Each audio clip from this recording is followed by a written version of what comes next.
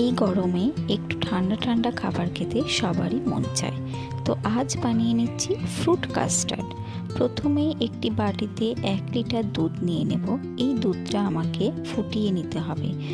এই ঠান্ডা দুধ থেকে হাফ কাপ মতো দুধ একটা ছোট বাটিতে নিয়ে তাতে দিয়ে দেব 3 table spoon custard powder. Custard powder দিয়ে দুধের সঙ্গে খুব ভালো করে মিশিয়ে নেব চামচের সাহায্যে। এমনভাবে মিশিয়ে নিতে হবে যাতে কোনো লাম্প না থাকে, পুরোপুরি মিশিয়ে নিতে হবে। এরপরে দুধ জালে বসাবো, দুধ জাল দিতে থাকবো।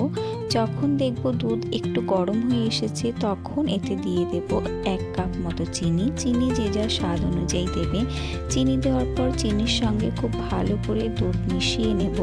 যখন দেখব দুধ বয়েল হতে শুরু করেছে তখন এতে দিয়ে দেব সেই গলে রাখা কাস্টার্ড মিল্ক।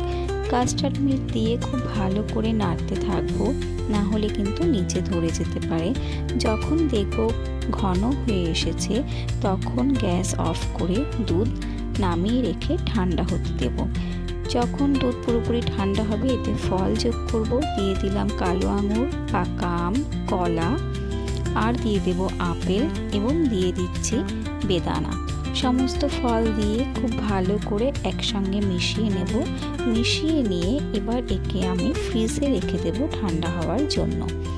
3-4 ঘন্টা পর ফ্রিজ থেকে বের করে নেব। দেখব পুরো জমে গিয়েছে এবং ঠান্ডা হয়ে গিয়েছে। এবারে সার্ভ করে নেব। ফ্রুট কাস্টার্ড খাওয়ার জন্য একেবারে তৈরি হয়ে গেল।